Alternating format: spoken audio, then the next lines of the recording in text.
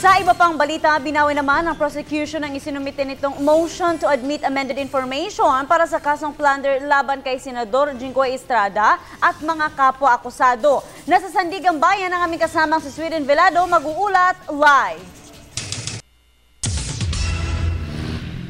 Magandang hapon sa inyo, Princess. No, una nang naiulat na nagsumite rin ng motion to admit amended information ang prosekusyon sa Sandigan Bayan na dininig naman kanina dito sa 5th Division. Ito yung motion na may kinalaman sa pagbabago ng impormasyon sa ilang bahagi ng unang case document para sa kasong plunder ni Senador Jinggoy Estrada at mga kapwa-akusado nito. Princess, sa unang dokumento kasi si Janet Lim Napoles ang itinuturong mastermind sa illegal na transaksyon ng PDAF. Sa binagong impormasyon, mas binigyang diin na si Senador Estrada ang utak sa illegal na paggamit ng PDAF. Yan ay ayon sa aming panayam kanina sa abogado ni Senador Estrada na si Attorney Alexis Suarez. Narito ang kanyang pahayag. Yung original information kasi may word doon in conspiracy, diba? Tapos yung parang what was projected as the most guilty doon is Janet Lim Napoles. If they amend the information, yung parang pinapalabas kasi nila sa amended information, yung mastermind ng lahat na to is the Senator Estrada.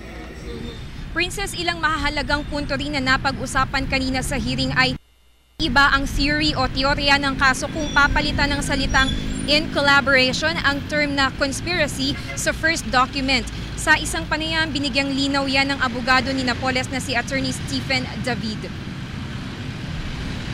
Conspiracy legal provision. Ang sabi ng batas dyan, specific law, hindi ko lang maalala yung article, there is conspiracy when two or more persons come to an agreement concerning the commission of a crime or a felony and they decided to commit it. Kumbaga talagang nag-usap tayo, nag-agree tayo, talagang gagawa tayo ng krimen.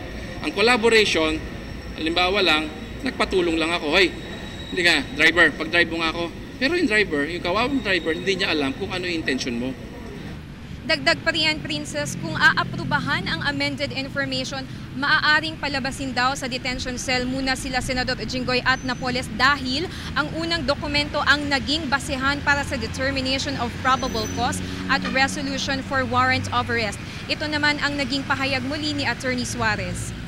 Draw nila yung original information, the warrant of arrest against Senator Jinggoy, which was based on the original information, will also be withdrawn by the Sandigan Bayan. That's why they decided not to withdraw the original information. Princess, ang sagot ni Presiding Justice Roland Jurado sa prosecution kanina is, if I were you, I will not amend the information. At sa huli, Princess, nagdesisyon ang prosecution panel na i-withdraw ang motion to admit amended information. At yan ang pinakahuling balitang aming nakalap dito sa Sandigan Bayan. Para sa Telebisyon ng Bayan, ako si Sweden Velado.